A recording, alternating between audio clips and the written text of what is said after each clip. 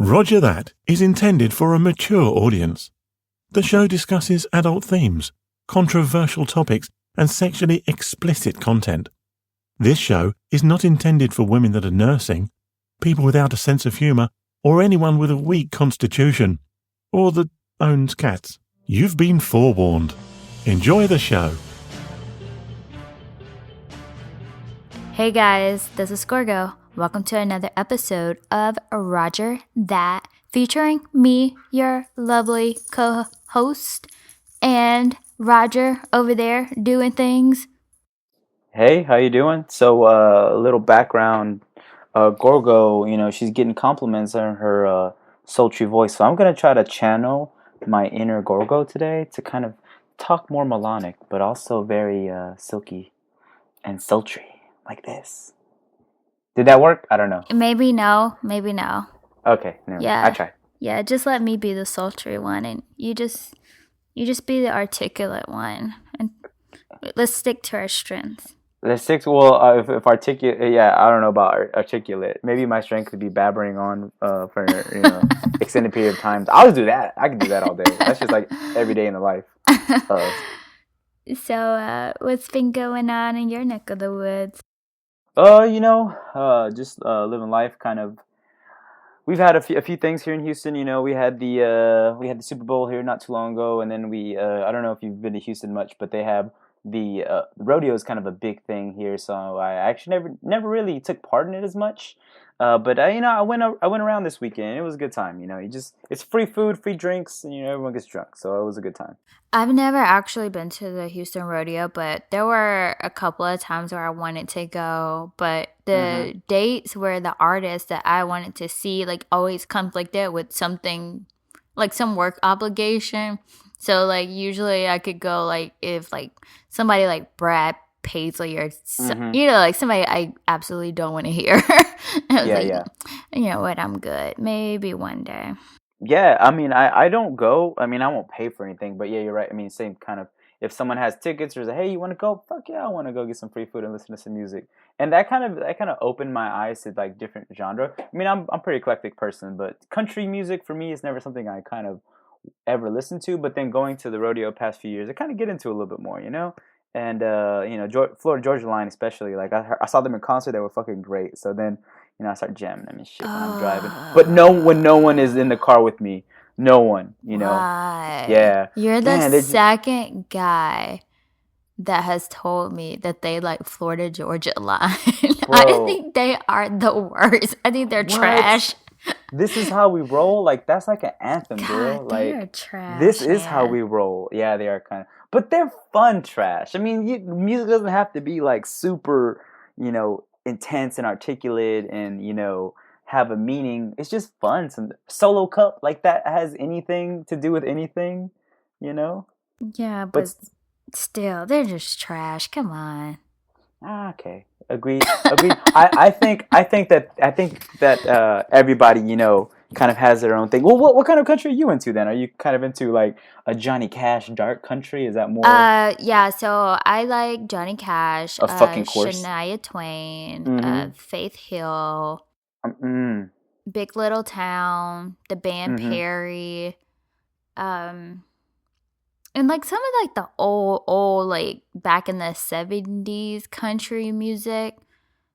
I don't like this country music with all the twang and the whining, and I don't know. It just is not for me. But I definitely the ones that I name. They definitely have some songs that I'm like, oh, this is legit. This is good. I could be a country girl if this was country music. But then you add in all those other people. Oh, and I like what's his name? Hunter. Is it Hunter Hayes? Yeah, Hunter Hayes. Isn't he the really pretty boy? Yeah. Okay. But he has some good songs. Yeah. How do you feel about Jason Aldean, his Big Green Tractor song? I think that's the country song though. He's pretty much talking about his penis, right? Big Green Tractor. Come on, there's, he's talking about he's bragging about that thing, That's probably my go-to song right there for country. Okay, well, and country's like so far down on my list. Like I probably rather listen to someone's nails scratch a chalkboard than listen to country music. Yeah, I will agree with that one. It's pretty low on my list. But you know what? Sport, like for all the guys out there, there's some hot ass chicks that listen to country. Oh my jeez, going to that rodeo, it was just like looking around, I was like, what? Where are all these hot girls at in Houston? Like in cut off denim shorts and fucking cowboy boots. It was amazing. It was great. Every year, same thing. They're probably at the local dance hall doing the two-step and what else? Whatever other Boot Scoot and Boogie. Boot Scoot and Boogie, square dance, and all that shit. Oh yeah, that's what they are. For sure. And I don't see them because I don't go there. Country music and me and dancing. But it's so easy to dance that. I will admit, I went to some country bar. There was like a meetup there, and we like danced all night. It was a lot of fun. Like it's not easy because it's not the kind of dancing that I normally do. So it was hard, but we had a good time, especially like after a couple of shots. Like it was fun. Like they know how to get down, but like just like listening to the music sober, I'm like, nah, I'm good. Well, how do you feel about like R&B and like love music in general? Because that's basically what I want to say 90% of country music that I've heard, at least, it's basically love songs, right? It's not meant for like dudes per se. I think that's just me. See, I feel opposite. I feel like it's mostly like whining and complaining that your wife or your husband left you for somebody else. That's a love song, girl. That's a love song. That's an R&B song. Whatever. You can put Tank or R. Kelly over like a Jason Aldean like Crybaby track, and it's the same damn thing. Yeah, maybe you're right. Same concept, just like different instruments and different tempos, I guess. But whatever. But what about you? That's been me the past few weeks. What about you? What you been up to, girl? I won't say stressed, but I've just been annoyed. Like I'm almost at this breaking point with useless people, like people who have no value at all, at work at least. Like maybe in their personal lives they have some value, but like working with them just has driven me crazy. So like this one guy I work with, we work with MacBooks and we have like a generic login, and so I created my own profile just because like I like pink and I like glittery things, and like I don't want this generic shit. Like I just want something that's very personalized that matches my personality. It makes me feel better, it makes me feel comfortable when I'm working. And this mofo goes and deletes my profile and doesn't tell me. And he goes to my coworker and he laughs about it. And he was like, oh, I deleted her profile. Haha, I didn't even tell her. Like, that's what she gets. And I was like, oh, fuck no. Like, that shit, He hasn't been at work since then, so I hadn't had a chance to talk to him. But I was like, he has to go. Like, I'm going to find some way to get him fired. Like, I don't know how. I don't know when, but it's coming. Because, like, to me, that's so unprofessional and it's just rude. Like, if you don't want me to have a profile, first of all, I need to know why. Like, I need it in writing that I'm not allowed to have a personal profile, and then the reasons why. Like, don't just say, no, you can't do that, because I'm going to be like, well, that's dumb. And he tried to give me some bullshit-ass answer about security and updates. Sounds like, dude, I've owned a fucking Mac for like 5 years. Like, I know how they work. Like, like what you're saying is a lie. So, for the past week, I've just been dealing with useless people. And beyond him, there's some other, there are two other people who, like, work under me. And they just basically do just enough to make it look like they're doing work when they're not. Oh, that's yeah. And then they always try to, like, undermine my authority. So I definitely hit a breaking point with that this weekend. And I was like, okay, fuck it. I am going to talk to my boss about it And I'm the kind of person, like, I don't want to just complain about something. Like, I want to come with solutions. So I had to, like, talk to one of my other coworkers. And I was like, okay, so this is what I'm going to do. I'm going to write an email to my boss. My boss is gone for, like, a month.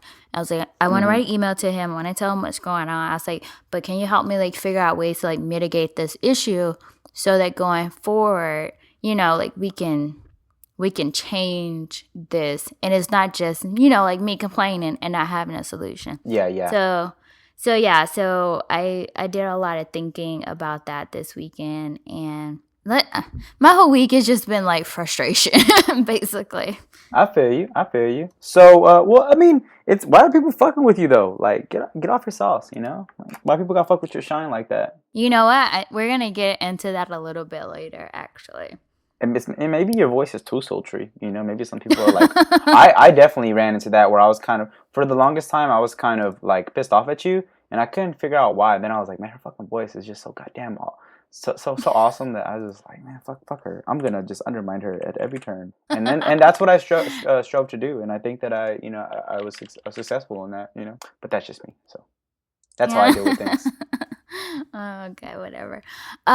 So anyway, guys, for this episode, we want to do something a little different. There have been a lot of changes, and maybe you have noticed some of them. I have been slowly trickling them into our social media, but Roger that is having a little bit of a rebranding thing going on lately. I don't know. Yeah. I'm just like, I think that's a good way to put it. I just kind of like lost in my words for a second. So with Roger officially coming on as the co-host and us, you know, deciding to rebrand the look. So we have a lot of new things coming up, especially I'm super excited about our website, rogerthatpodcast.com. So go ahead and check it out. It will have all of our shows. It will have a way for you to subscribe to us and just see what's going on with us. So it's like one collective place with everything. It'll have our social media, everything. So you don't have to go 500 different places. You just have like this one spot with everything that you need to hear my sultry voice and to hear Roger ramble on and on and on. And on. And I want to say you did an amazing job on that logo. When I saw it, it popped up updated on my podcast feed. I was like, oh shit, like that was the first time I saw it. You told me you were working on it, and then it popped up, and I just thought it looked amazing. I think the original one was good, but I think this rebranding looks amazing. So thank you for putting all the hard work. I was actually talking to a friend about this today, and he was like, he texted me. He actually has a podcast also, and maybe I'll plug it in here. But it's really good. He's just kind of one of the guys I serve with, and really good friend of mine. And he was like, hey man, good podcast. And I was like, yeah, but I feel like dead weight. Like she does all the heavy lifting, and I just come in and ramble. He was like, yeah, I can tell. And he's honest, and that was awesome. Is that people can tell that, and you do all the heavy lifting, you do all the hard work. So I think you definitely should get the credit that you deserve. Kudos and good job on that rebranding, that logo, the website, everything looks amazing. Aw, thank you. Yeah, I want us to be great, and a lot of being great is looking great. So I was like, all right, let's change things up. So I was really happy with it too, and I was like, yes, I like this. So whatever. Anyways, so since we have an official new co-host, we have some rebranding going on. I thought that this would be a great opportunity for us to have a show where you can get to know your co-host. So I decided we should do like 21 questions. Wait, was it my idea or your idea? I think it was your idea to do the 21 questions, now that I'm thinking about it. But I also was heavily in favor of that. So I want to say that it was both of our ideas because I also agree with you. So. Okay, so like I just like initially thought of it and you made it better. So we'll go with that. I like to think of it like you did all the work and I took credit for it. So basically. Story of my life. No, JK. All right, so with that, let's go ahead and get into this. I'm super excited. Cause like I feel like, like I know you, but like with 21 questions, like you really get to know the person. I think a little bit better or like on another level. So I'm excited. Yeah, I 100% agree. I'm excited. Let's do it. All right. Do you want to go first or should I? Okay, so we'll take turns I think that's asking the questions, right? You want to do that? I'll let you, since I'm such a gentleman, I open doors even for guys sometimes. I am a gentleman to a fault. I like to think that I am a gentleman to a fault. So I will allow you to go first in answering the question, but I'll ask the first question. Oh, look at that spin. Oh, that was a plot twist. Plot twist. All right, well, let's jump it off. I'll start it off. Okay, I have a question for you, Jess. What would you say is more important, truth or happiness? Truth or happiness? For me, most important will always be truth. And this really? And this because I spent a good amount of time being happy, but being lied to. And I think I knew what was, like in the back of my mind, like I knew what was going on, but I chose to ignore it. So I chose to be happy instead. And while it was great for the time being, when the truth finally hit me, it all came crashing down. And ever since then, I've always been in favor of the truth. No matter how hard, how horrible, like how much it would hurt, like I would rather 100% be hurt, but be in the know, like know what's going on. And, like you can be happy from time to time, but I just feel like knowing the truth, it will always be most important to me. And I also think that kind of plays into me being a Ravenclaw. Gotta bring it to Harry Potter somehow. But I just feel like that plays into my personality. What about you? Before you go off on the Harry Potter topic, I think that it's very refreshing that you admit to yourself that you're not a Gryffindor. I had this conversation during what was it, National Tequila Day. We went out and I met this girl or whatever. She just talking, it wasn't anything. She was actually fucking cute as shit, and she had a Hogwarts shirt on with all the houses. And I look at her and I was like, hey, what house would you be in? And she said Gryffindor. So I laid it into this girl. I was like, you want to be a Gryffindor? I just went off on her. Like, I think everyone says that they're going to be Gryffindor, but they're not really Gryffindor. And she was like, what are you? And I was like, well, Gryffindor? But that's beside the point. You're like, but I'm actually a Gryffindor. People are so we should have added that as a question. But anyways. That's a good people question. Are so quick to be like, oh, I'm Gryffindor, because Gryffindors were the star of the show, and also because Gryffindors are supposedly brave. But I'll admit I used to think that I was a Gryffindor after watching probably 3 or 4 of the Harry Potters, and then I took the quiz. And I took 3 of these quizzes, and I never got Gryffindor. I always get Slytherin or Ravenclaw. So it really. I was like, it fucking took a Harry Potter quiz for me to really look deep inside myself. Deep into yourself. Hey, Pottermore has those. That's what we talked about also, the quiz. And she said, well, I took it on Pottermore. And I was like, no, that J.K. Rowling just wants to perpetuate that Gryffindor myth that you're really Slytherin. Talking to her, I could tell she was a Slytherin. And by the end of the conversation, she was like, you know what, I could see Slytherin. But I said, hold on, girl, hold on. To be honest, Harry Potter was originally sorted into, or he was supposed to be, right? That's the inclination of the Sorting Hat. He was supposed to be in Slytherin, but then he said not Slytherin. So the Sorting Hat was like, okay, well, if not Slytherin, then Gryffindor. Yeah. Which is kind of fucked up, because you can just go in and to any house you want as long as you think hey, I don't want to do that, But anyways, plot hole. To add on to that, obviously the Slytherin part was because of his tie to the one who shall not be named. But I think it was brave of him to say, no, I'm not going to accept what you tell me. That's not who I want to be. And so it's like, oh, okay, well, that was a brave choice. So Gryffindor fits you. Or was it just kind of I don't want to see, brave isn't the word that I would use, but I can't think of the word I would use. I guess I'll go with prideful. I don't want to say that, but But that's the only word that could come to mind, because, or arrogant of him to be like, oh, I know, knowing that I've been a mage for all of 2 months, know more than this sorting hat who has the cognizance of all 4 like starting headmasters. I know more than you. I mean, anyways, but that was kind of Harry Potter's character flaw to me. That, yeah. His arrogance was his.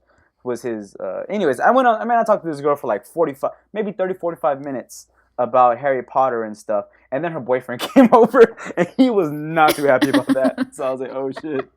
I knew she had a boyfriend because I had seen her from like afar, so I knew she was kind of hot, but I was like, whatever. And ended up, we started sitting together, all of us, and then we started talking about it. But anyways, so to answer your question that you didn't ask me, what is more important to me, truth or happiness?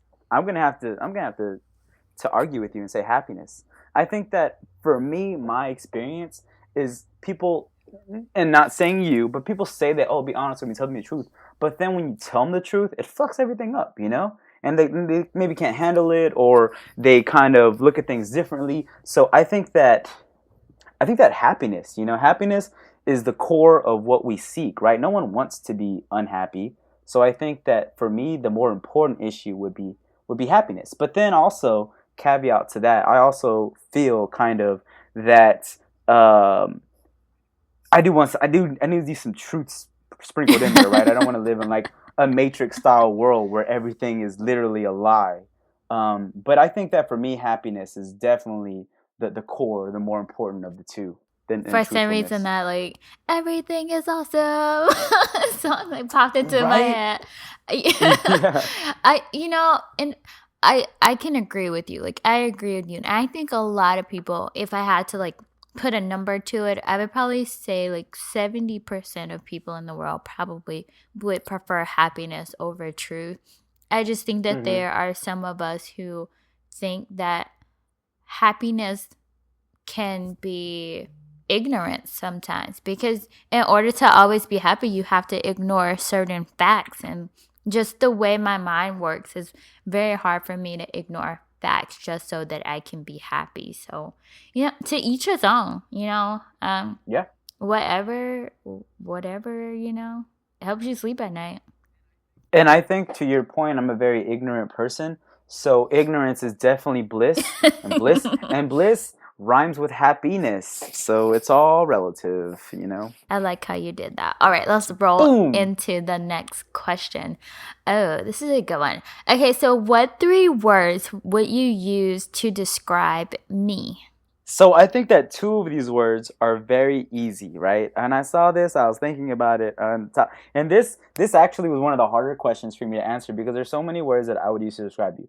But I am stalling right now, so I'm just going to spit them out, right? I think that to start off, I would say you're very smart, right? You're a very smart and knowledgeable person, but I think that smart, first of all. Second, I would say sexual, because you're not... I think that women these days, and also, I mean, there's that stigma, right? That a woman can't really express her sexuality. She can't, be, as honest or cavalier as guys can be. And I think that fucking sucks. If you a hoe, guy or girl. Not saying you are, but if you're approved, it's you're okay. I am. I'm not saying you are. I should have said, if you're hoeing, you're hoeing. It doesn't. For me, there's no differentiation between male and female hoeing. You were hoeing. You know what I'm saying? But if you're sexual, you're sexual. I think that women should feel empowered about their sexuality, and I think that more and more they are. So I think that leads me to my third, and probably the harder one. I want to say like millennial. Like you to me embody what a millennial is. And let me expand upon that. Like millennials, I think, versus other generations, we're so good at different things, We're so like you can fucking put a website together. You can start a goddamn podcast on your own and have like 3 different hosts, all while keeping a job and being a fucking a parent to 2 fucking kids, which are dogs, which is arguably harder than having actual kids, I think. I honestly agree with you with that. It is hard having 2 dogs. So with that, I kind of put that like a Renaissance type woman, millennial woman. I think that that's the better. A millennial Renaissance woman. That's what the third one I would describe you as. Long-winded way to say you're fucking awesome. Oh, thank you. I'm very flattered by that. I don't know how true. The sexual part is definitely true. The rest of it, I'm like, Now it would be awesome if, for reverse, you just dog me out like you're a fucking dick and you're goddamn short. All the the true but hurtful things. Which kind of goes along with my personality, but I want to highlight the things that I actually liked about you. Okay. We can do that. I also said that you were sexual, just from our many conversations. Yeah, they always lead back to sex, and your snaps are usually always about sex, and I love it because it's so hilarious. Like, you saw my last one, right? Yeah, that was. It's true though. It's true. I was just like, oh shit, but you know what? I love it, and so like sometimes I cringe from guys who seem too sexual, but I really like your sexuality because it's almost fun. And since I personally haven't experienced it, so it's just it's just it's fun to watch and then to hear your stories and then to relate to some of the things that you're saying and to also wonder, to have Ooh. It's almost a little mysterious to me too. Yeah, that's what I like to do. I like to make it mysterious. But then when you actually experience it, it's very, very wanting. It leaves you wanting. You're like, that was it? I was like, yeah, I'm done. Give me some juice. That's so funny. Some juice. So the second word I use to describe you is articulate. There have been several times where I've talked to you and you have a way of explaining things that I'm just oh man, in my mind when I think I feel I'm very articulate, but when I actually talk, it just kind of rambles on. But when you talk, I feel you explain things clearly and you use words in a way that make sense but also make you sound smart. How sometimes when people talk and they sound smart but you get lost and you're just okay, I know you're saying words but I don't quite get them. It's when you talk, it's okay, you're saying words and I understand. I feel you'd be a really good storyteller too. Yeah, I've actually heard that before, and that's why I want to write a novel or a short fiction. I think I've told you that before.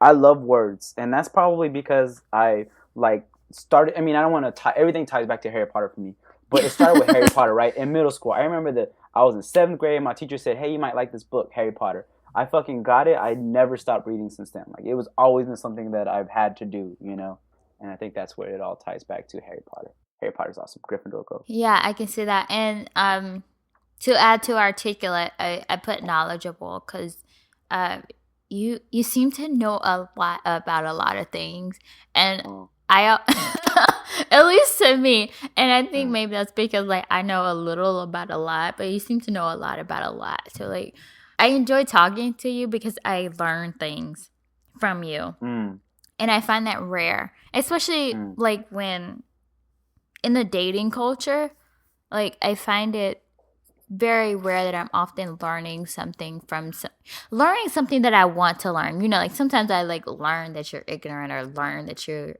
an idiot, but actually learn things that I'll go back and look up from you. Which is probably why I still talk to you, because I'm okay, yeah, I like this. Yeah, we've been talking for a while now. I know. Yeah, we've been friends for a minute. Yeah. That's pretty good. Yeah. Well, thank you. That made me. That puffed my chest up a little bit. I'm gonna go and no, it's all a lie. It's all a facade. But thank you. I was gonna say you puffed a little chest up. Well, no, actually, you're kind of built. I've seen your photos. A little bit. Just a little bit. It's all about angles, girl, and that's what I learned from the females. It's all about angles. I am convinced that women and men do not know what we look like really anymore. When I see a picture of myself without a filter, I'm like, wait, what the fuck? Where? I don't have dog ears on all the time. This is bullshit. Where's my glow at? Where's my flawless skin and my big beautiful eyes? Yeah, exactly. Where the fuck? Those aren't my real eyes. This is bullshit. Damn you. I think that that's a good segue though into talking about big eyes and food. So the third question I'll give to you: what food best describes your personality? This one was the hardest question for me to answer. The hardest. That's so funny because this question was the easiest one for me to answer. And the answer is pizza. Just because pizza has so many toppings and so many different ways that you can make a pizza and it still be good. You know, I feel like pizza is like one of those only foods that you can like try like a million different things and it works. Yeah. And pizza's life sometimes, you know? Pizza is life. And that's kind of how I see myself. Like, I'm not just one way. Like, I have like all these layers. You know what? Maybe I should have said fucking onion. Because I feel like I have a bunch of layers and I make people cry. Okay, you know what? I'm going to change my answer to onion. I'm changing it to fucking onion. To fucking onion, man. What about onion pizza? Nah, I guess that's not really the same thing. Because that just sounds delicious. Yeah. I'm going to go with onion. I have a lot of layers. I have a tendency to make people cry. I still like pizza, though, just because there are so many different versions. And I feel like I have so many different versions of myself. Like, I am able to change how I act according to the situation to fit in so that it best suits me. But I also like onion. I feel like I'm more of an onion than a pizza, though. I think that we've already said that you're an onion. So. Yeah. Yeah. But I'm kind of sad that you switched it because I was like, mine's pizza. Like when I thought about it, I wrote down different answers and I kept on like no, that's not me. And then but pizza was always in the back of my head, but I didn't want to choose pizza because I felt like it was like an easy answer, but I just could not. I had to choose pizza. And for me, pizza, you know, it's cheesy, but it makes you feel like you're loved, and that's what I think that I think that's what I embody. Like I'm very cheesy, but I'll make somebody feel loved, you know, like I'll make them feel like, oh, you know, but it's in a very cheesy, very mozzarella-y, stringy maybe way, and with a lot of meat, honestly. So you know that's always good. So you're packing all the meat. Packing that meat. No, I'm just kidding. I feel like that. Honestly, I feel like that's a good quality to have. Packing the meat, of course, but I was more so referring to making people feel loved because I feel like I'm the direct opposite. Like I make people feel like shit all the time. Like I don't have that in me.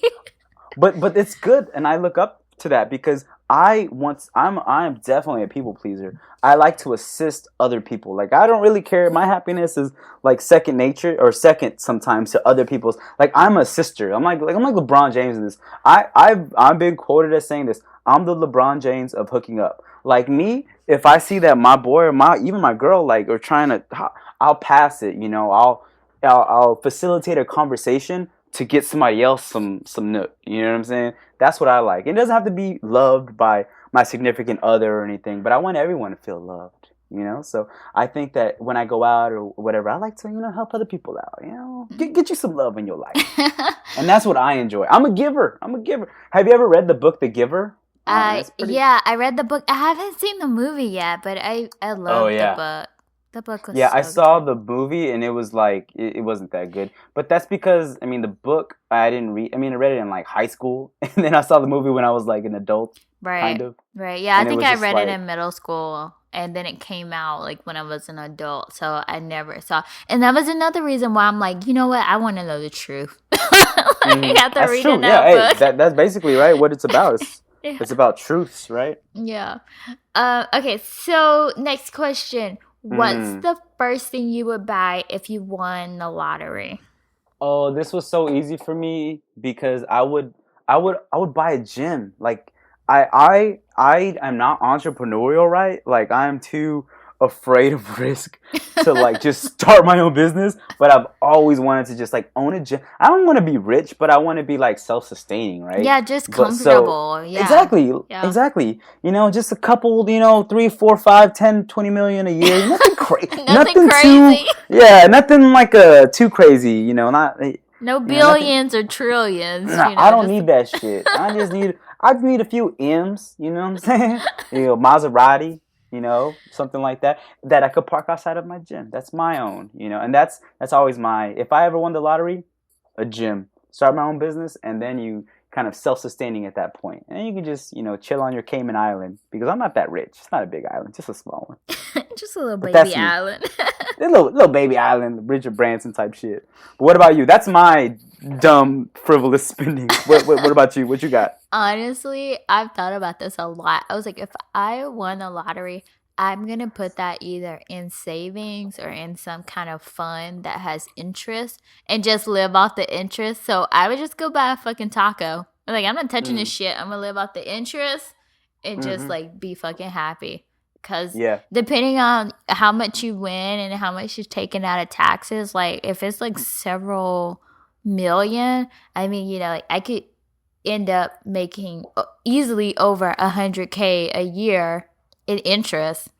Yeah. And that's a good life for a single girl with 2 dogs. So yeah, hey, you live in the dream. Okay, so I kind of want to do like a caveat or a part 2 to that question, because it just made me think about it. So, you get 2 kind of options, right? You get the lump sum, or you get it vested over like, 20 or 30 years or whatever. And usually the lump sum is less than what you would get if it's, spread over, that 20 years. So would you take the lump sum at, 30% less, or would you want even payments every year for 20 years, but you're gonna get your full amount, I guess? I thought about this a lot, and I was like, man, okay, so even payments over a certain amount of years sounds good, because like if I'm ever in a bind, and then like, oh, this check is coming up next month, so I'm good, like I just have to like wait it out. But I feel like I would just kind of like want all my money up front, pay the IRS wherever I owe them up front, and just like be done with it, and then be smart with my money. Yeah, that makes a lot of sense. I like that. Okay, I think for me, man, give me that money up front. Just give it to me. let me blow that motherfucker. Just give it to me now. Give it to me now. That shit's gonna be gone before I get out of the parking lot. Like he went to his bookie and put it on black. Yes, I did. I like that one. I like that. So I think we're on question 5 now. Man, time flies. Time flies when you talk about imaginary money that you're never gonna have. I know, right? Okay. Is this for me or you? Who's asking this next question? You are. What is your biggest sexual fantasy? This one was quite easy for me. So I want to see how easy it was or hard it was for you. It was pretty easy for me, because it's something that I haven't done yet. And actually, it could be 2 answers. So having a threesome is one of my biggest sexual fantasies, just because I haven't done it yet. I've had several opportunities, but I've backed out because I'm like, I don't know. But I want to do it just to have the experience. But I'm not gonna lie, like my biggest fear is if I have a threesome. Oh, I see the question you just put in. Threesome, 2 chicks, 1 guy. I don't think I can. Yeah, I don't think 2 chicks, 1 guy. Yeah, I don't think I can handle like 2 dicks in me. Like I feel like, just wondering. I feel like that's too much for me to like concentrate on. I don't know. I believe in you. I think I believe in you more than you believe in yourself.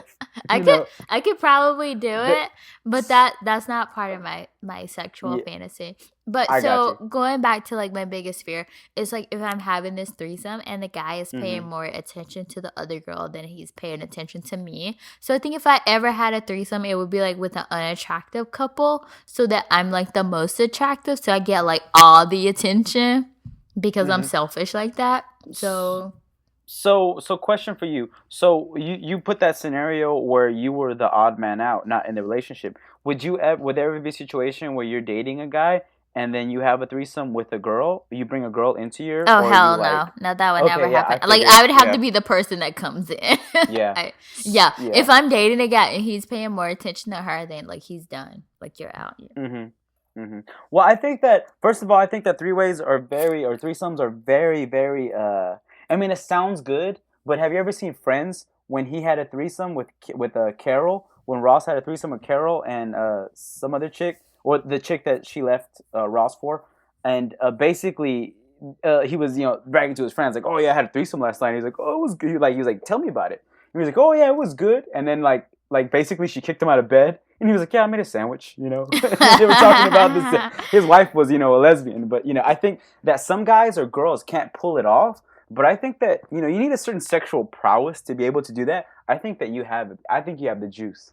I think. So one of my goals, maybe not this year, maybe next year, is to go to one of like those swingers places and be like the single girl there, so like a couple will bring me in. I think that would work best for me. And then like that way I don't know them really, so I don't have to see them or talk to them ever again, like if it's weird, if it doesn't go well. Yep. So I think the next episodes we're gonna find you a swingers party that you can attend. Maybe if we have any listeners that know of any swingers parties, then maybe they can send us an email or comment on any type of social media, and we could definitely facilitate that. Yes, hit us up.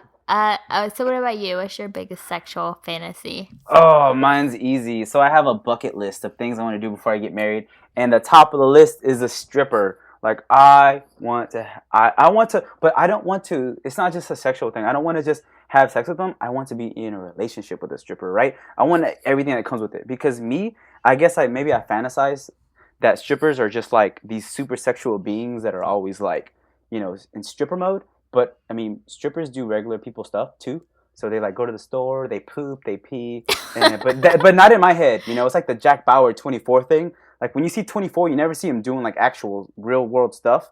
So in my head, it's kind of similar with strippers, where they're just like all 24 hours, they're just doing like super cool stripper shit. Like twerking on an elevator, or they're having friends come over and they're having like super cool pillow fights naked. Like that's the environment that I want to be in. And I think that strippers, they have kind of like a sexual promiscuity or advantage that maybe other people don't have, because their job is to sell sex. So that's my biggest sexual fantasy: a relationship with a stripper. Boom. Female stripper, I will have to. I'll add that one in there because dudes like me. Yeah. Thank you for clarifying. Thank you. I thought, I would. I don't hate if you go that way, but for me, chicks all the way. So. Female stripper. All right. That was good. I like that one. I like to know a little. I think I learned a little bit more about you and your. There you sexual go. fantasy. There you go.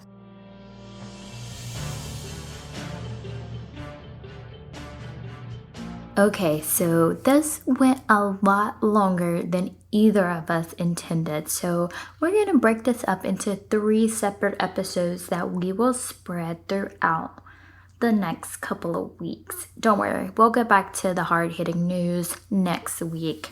Until then, Gorgo out.